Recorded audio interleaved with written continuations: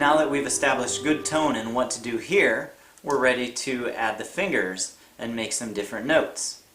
So we've got the clarinet fully assembled, the reed on properly, and we're going to remember this AQ, flat chin, and all the variables we talked about for making proper tone. And if you don't cover any holes, you'll get this sound.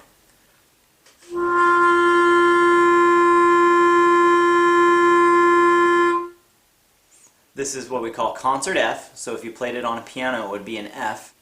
We call it G on clarinet. So we're going to get to the left hand in a second. First of all, let's figure out what to do with the right thumb. The other right hand fingers we won't use for a little bit. So you can see the thumb is pushing the pad of the thumb against the clarinet and then up against the thumb rest.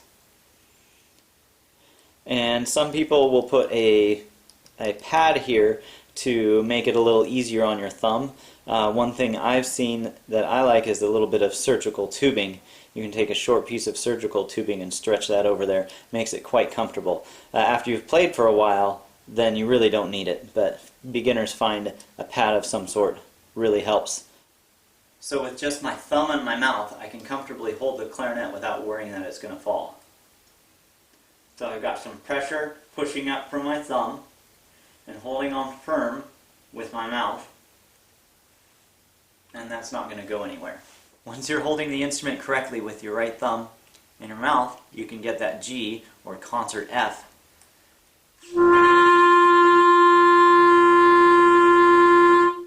And if you're getting a note that's different than that, then you know you've changed something here or with one of the variables. So go back and see if you've got the right pressure, if you've got the right amount of instrument in your mouth, if you're using your air properly, and check your angle to make sure it's correct. You want that AQ with the flat chin and tight here.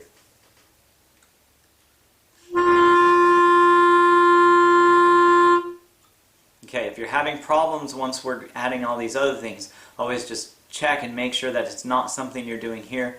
Take off all those fingers and see if you can get that G, or concert F. Now for these left hand fingers, you're going to see that my hand is not straight across. I'm approaching from the top, the fingers coming down. On the back we've got the thumb hole, and your thumb for now is just going to cover that hole. And then we're going to cover all of these holes with your other fingers. We're not going to do anything with the pinky yet.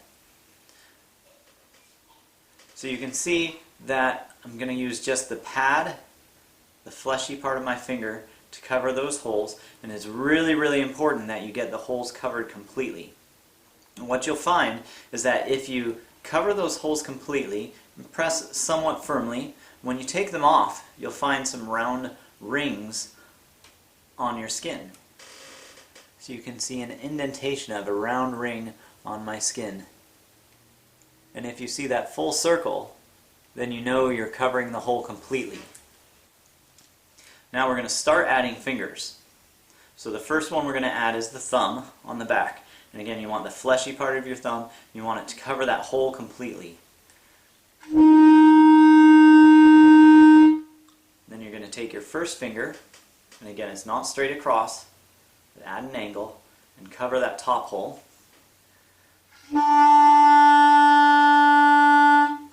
The next finger covers the next hole. And the next finger covers the next hole.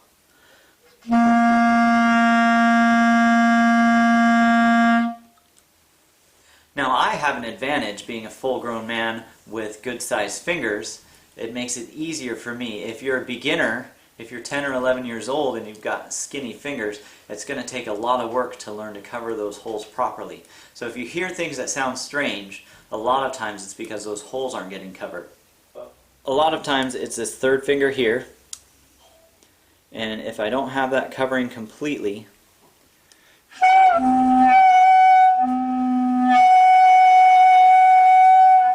then it can come out wrong. Or if it's a different finger.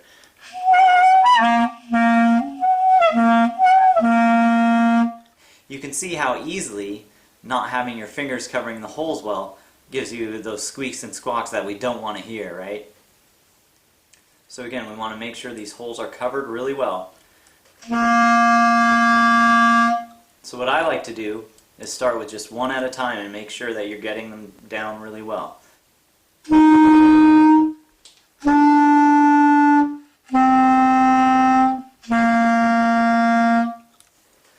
So work out just with your left hand fingers for a while and make sure that you can get those holes covered really, really well.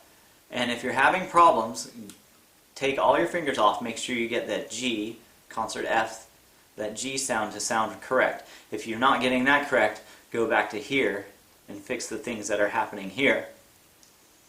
Then add your fingers again, and you should, after some practice, get pretty comfortable with covering all those holes completely. Once you've got that down, then we can start adding the fingers on the right hand. So again, we've got first finger, first hole, second finger, second hole, third finger, third hole.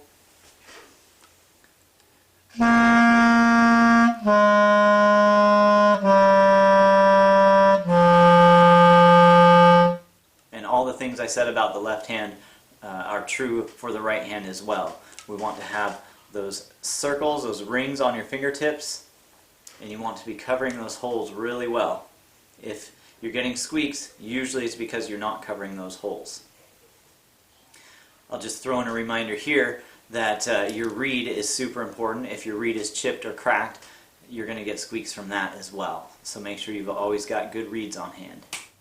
Okay, so we've got all the fingers that cover the holes working. You've worked those out in practice so you can cover them really well and seal every time. Let's go ahead and add one more key. We're going to add the pinky on the lowest key on the top row. So this one here. This is the F key for the clarinet's low F.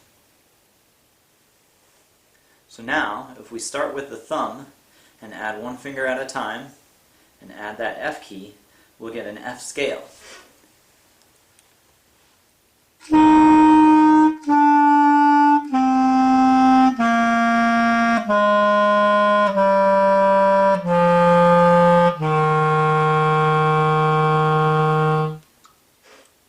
When you can do that, then we can really start rocking. There's exercises you can do to work on these finger skills. We're going to start on a low F. And we're going to take away a finger, put it back, take away, and take away another one. And you'll get this pattern.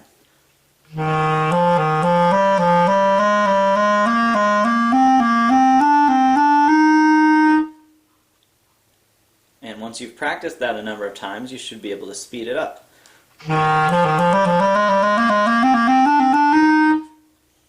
And then you can try going the other way, starting with just your thumb.